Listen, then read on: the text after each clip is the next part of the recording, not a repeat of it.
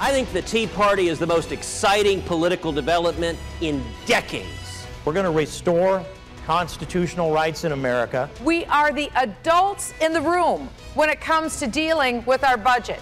That's the Tea Party. And while we're talking about leadership, isn't it high time we retired John Boehner?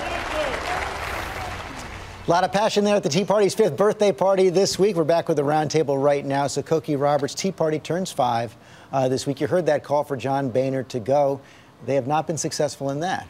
And John Boehner, in some ways, I think is stronger than he's been because Congressman Kinzinger, we're talking about this, the government shutdown did affect the Tea Party. They understood that this was not working for them. But they had a 5-year anniversary that they liked, and I would look closely at what happens in the primaries coming up to see what their strength is. Well, that's what I want to talk about. It does appear that, you know, there are a lot of Republican primaries, and the most recent, the next one coming up is Texas on Tuesday, and it does appear, Rich Lowry, that in some ways establishment Republicans would say the party is learning its lesson, that the establishment Republicans showing great strength against Tea Party challengers this time around. Well, yeah, I think probably the incumbent who has the most to fear is Thad Cochran down in Mississippi, a longtime appropriator, big spending Republican, has a very smooth talking Tea Party candidate who's a state senator down there to worry about. But a lot of these Tea Party challengers have had rough weeks or two. You know, down there in Mississippi, Chris McDaniel, the challenger, got wrapped around the axle on whether he supported Katrina funding or not. You've had Matt Bevin, Tea Party challenger to Mitch McConnell, get wrapped around the axle about whether he supported TARP or not. And opposition to TARP was one of the key pillars of his campaign. So far, these incumbents are looking pretty safe. Except in the House.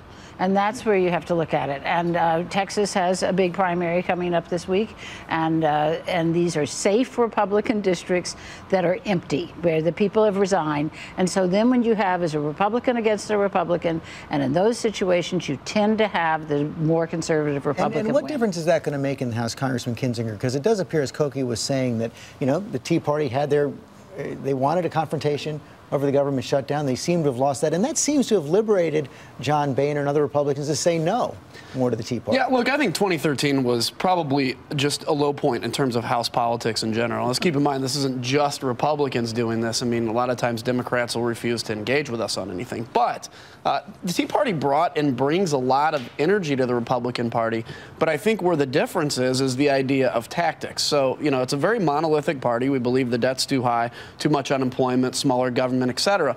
The question is, as a minority position in government, do you shut down the government and compel the other side to action? And when we tried that, I think the American people and even our base saw, okay, the shutdown idea is not going to work. And I think if you look at what we've done even in the first couple months this year, we've achieved a lot of things that may not have made a ton of news, from Farm Bill and a budget deal and everything else. And I think we're on a much better path today. And a clean path then, Van Jones, for the midterms. And to pick up on what Rich Lowry was talking about right there, it does appear that for the most part in these key Senate races, and the Senate control is up for grabs in November, that the Republican nominees will not be as easy targets as they were in 2010 or 2012. Darn. Darn.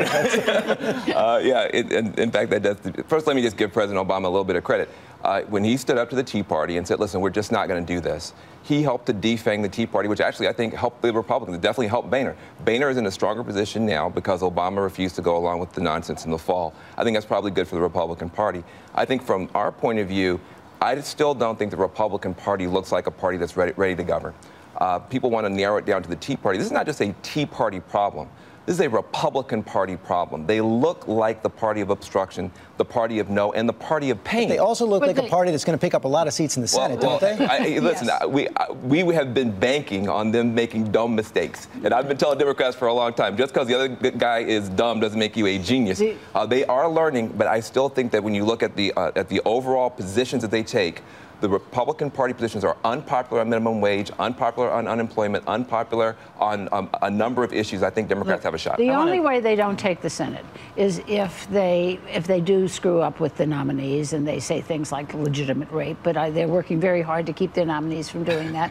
And if the Democrats get out the presidential year voters. And that's a very difficult thing Very hard to do in an off year. You know, obviously, the Republicans have had some weak Senate candidates over the last couple cycles, but they've also had some very strong ones. And this new generation of conservatives who were brought into the Senate because of the Tea Party, Marco Rubio, Rand Paul, Mike Lee, Ted Cruz, these are people who have an impact for decades. And I want to half or maybe quarter, 1/5 agree with Van. I don't know how to calibrate it, but obstruction was very important to stopping the Obama aggrandizement of the state. But a positive agenda in this new phase is really important as well. And that's where I think the most valuable player on the Tea Party right is Mike Lee, who recognizes the party has to be bold, but it has to be constructive and positive. I want to get to who may be the most valuable player on the Democratic side this time around. We saw Bill Clinton this week going out and campaigning for Alison London Grimes. She's running against Mitch McConnell, the Republican leader of the Senate right there. And Cokie, I want to bring this to you. It does appear that he is going to be much more popular in Kentucky, in Arkansas, in North Carolina than Barack Obama, who likely won't go there and campaign. No, I don't think they want him in the Democrats don't want him in their states. And he's fine with that. I mean, presidents understand that. George Bush was in the same position. But Bill Clinton must be in ecstasy because, you know, Al Gore would not let him campaign for him in 2000. And Clinton was just chafing at the bit. And now he's the most popular guy in the Democratic Party. I mean, the most popular guy in American politics. The problem is he's not president. The guy who's president, his approval rating nationally, low 40s. Right. And then you go into the red states, or the key battleground in the Senate, and he's even lower than that. And it's always amazing to me that, you know, you look at George W. Bush, you look at George H.W. Bush, they get out of public life, and they go away and be statesmen. And look, you know, I think Bill Clinton's probably a great guy. He's a great campaigner. But it's always interesting to see the dichotomy and the difference. The Democrats need Bill Clinton to be effective because President Obama just isn't going to be. And I think, you know, he's good at raising money, and money I can't let that one go. You have 5 seconds. Okay. I don't think George W. Bush going away painting pictures of being a statesman. I think Bill Clinton on the world stage. Bill Clinton's been on the world stage. Now you've gone too far. Are you attacking George Bush's paintings, Van? They're all doing good things. The ex-presidents are doing. I know it wouldn't be that easy to get out of it, but.